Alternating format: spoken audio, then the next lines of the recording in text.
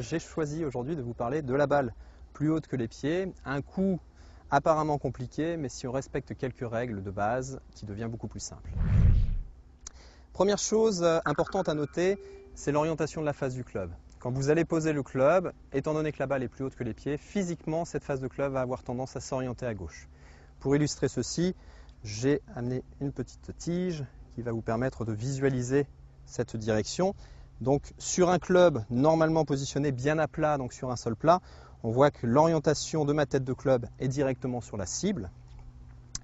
À partir du moment où je vais baisser ce club, c'est-à-dire à partir du moment où la balle va se surélever, on constate que cette direction va complètement changer. Donc une balle qui risque de partir directement à gauche. Donc il faudra en tenir compte pour votre alignement en corrigeant un petit peu votre alignement. Ne touchez pas la face de club, changez uniquement votre alignement en vous orientant un petit peu plus à gauche.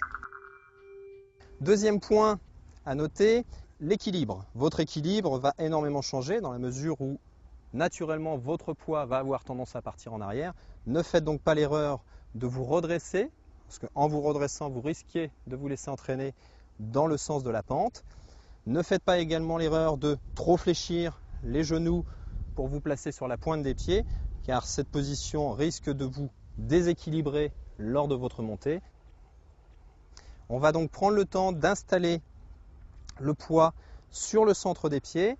Pour cela, je vous conseille également d'écarter davantage vos pieds pour gagner en stabilité et donc bien ressentir cet équilibre, ni trop sur l'avant, ni trop sur l'arrière.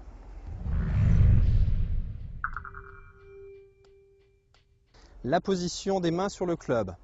Dans la mesure où la balle est un petit peu plus au-dessus des pieds, on va avoir tendance à se retrouver un peu plus loin de la balle, car le buste se redresse un petit peu. Deux solutions, soit vous prenez le club au bout du manche et dans ce cas-là vous serez un petit peu plus loin de la balle, soit vous raccourcissez le manche. En raccourcissant, vous allez retrouver une position beaucoup plus conventionnelle, beaucoup plus proche de la balle et donc plus confortable.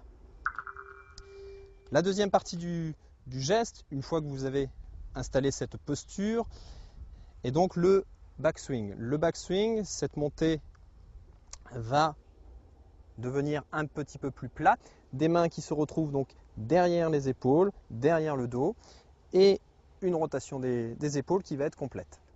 Plus le plan sera incliné, imaginons que ma balle soit à cette hauteur-là, mon mouvement va devenir beaucoup plus arrondi.